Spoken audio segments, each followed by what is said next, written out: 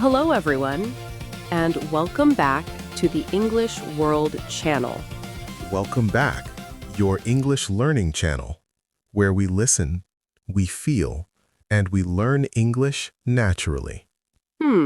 It feels really nice to be here again. Just sitting, talking, and taking our time. Yes, no rush today, no pressure, just a calm conversation. If you're listening right now, maybe you're relaxing, maybe you're walking, or maybe you're just resting. Wherever you are, you're welcome here. David, how are you feeling today? I feel good, a little excited, but also calm. That sounds perfect. How about you, Sarah? I feel the same. Comfortable and curious, like something interesting is waiting for us. I like that feeling. Me too. And today's topic fits this mood very well. Yes, today we're talking about something many people dream about. A first visit to a new place, a new country. A place full of history, people, and stories. Today's topic is first visit to London. Just hearing that sounds exciting. It really does. And don't worry, we'll keep everything slow, simple, and easy to follow. So you can just listen and imagine you're there with us.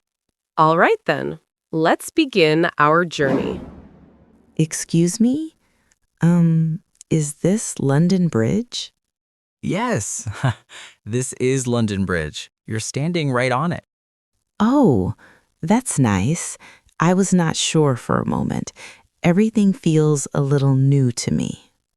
I understand that. First time in London? Yes, it's my first visit. I arrived this morning. Wow, that's exciting. How are you feeling? A little tired, but also very excited. I've seen this place in pictures for years. Yeah, it feels different in real life. The river, the buildings, the sound of the city. Yes, I like the sound. It feels busy, but not too loud. That's London. Busy but calm at the same time. That's London.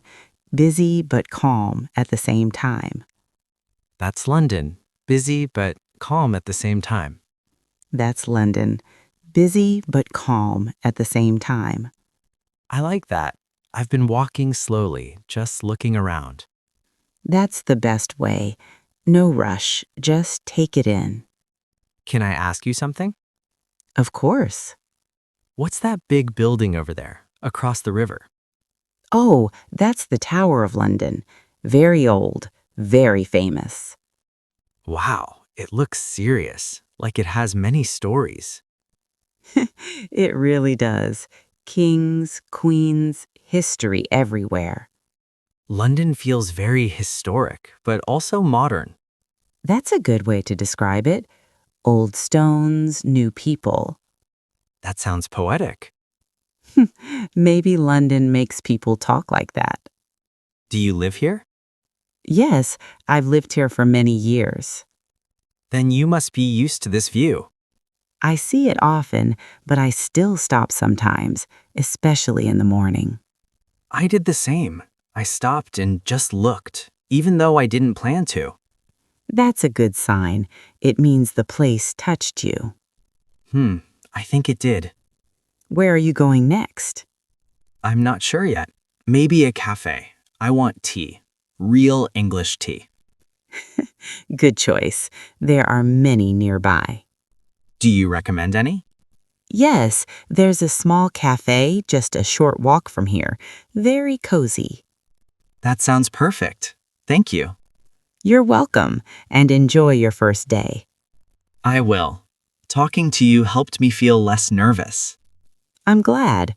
London can feel big, but people are friendly. I'm starting to feel that. Have a great time in the city. Thank you. And you too. Enjoy London. The more I sit with that moment, the more layers I noticed. It wasn't just a conversation. It felt like a pause in time. Yeah, almost like London stepped back for a second. The buses were still moving, people were still walking, but inside that moment, everything softened. I think that's what happens when you're in a new place and you allow yourself to really arrive. Not rushing to understand everything, not trying to control the situation, Just standing there, breathing, looking around. and letting English come out in its own way. I remember how her voice sounded. A little unsure, but also curious. That mix is powerful. Uncertainty mixed with curiosity creates honesty. And honesty sounds very natural in any language. It does. More natural than perfect grammar. There was something about the way she listened, too. Yes, she wasn't waiting to speak. She was actually listening. That kind of listening slows the conversation down. And slowing down removes pressure. Pressure is often the real enemy, not vocabulary. Exactly. Pressure tightens the body, and a tight body creates a tight voice. But when she relaxed her shoulders even slightly, Her words flowed more easily. it reminds me that speaking is not only about the mouth. It's about the whole body. The way you stand, the way you breathe, the way you allow silence. That silence on the bridge was so meaningful. Yes, no one tried to fill it. No awkward laughs, no rushing explanations. Just space. And space gives courage. Many learners fear silence, They think silence means failure. but silence can be kindness. Silence can be thinking time. It can be respect for the moment. I wish classrooms taught that. Me too, because real conversations are full of quiet spaces. And London allows that. It's busy, but it doesn't demand attention, It lets you blend in. which helps when English feels fragile. Fragile is a good word. Because at the beginning, language feels breakable. Like, if you say one thing wrong, everything might fall apart. But standing there, nothing fell apart. Nothing broke. The conversation held itself. And that teaches confidence in a very gentle way. Confidence without force. Confidence without performance. Just being understood, even partially. Partial understanding is still understanding. That's something learners forget. Yes, they aim for perfect understanding and miss real connection. She didn't explain everything. She didn't need to. A few words, a gesture, a smile. Communication happened. And that's the heart of language. Not showing skill, but sharing presence. I think travel helps us accept that. Because when you travel, you already feel like a learner. You expect confusion. You expect mistakes. So mistakes feel lighter. And English becomes part of the adventure, not a test. Standing on that bridge, English was not the focus. The moment was. The river, the wind, the sound of footsteps. English just helped connect it all. That's a beautiful role for language. Yes. Language as a bridge, not a barrier. If someone listening right now feels afraid to speak, I want them to imagine this moment, not a classroom, not an interview, but a place, a real place. where words don't need to be perfect. Just honest. Fear often comes from imagination, Imagining judgment. Imagining embarrassment. but reality is usually softer. Kinder. And even if a moment feels awkward, It passes. but the courage stays. And courage grows quietly. That first conversation becomes a foundation. You build on it slowly.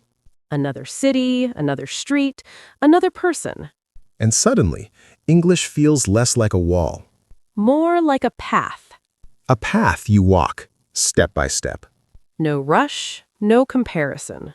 Just movement. I think that's the real lesson from that bridge. Not about London, not about English. But about allowing yourself to be new, To be learning. to be human. That's enough. Yes, that really is enough. Thank you for staying in this reflection with us. For listening slowly, for thinking gently. We'll meet again in another calm moment, Until then, trust your voice. even when it feels quiet. Goodbye. Bye.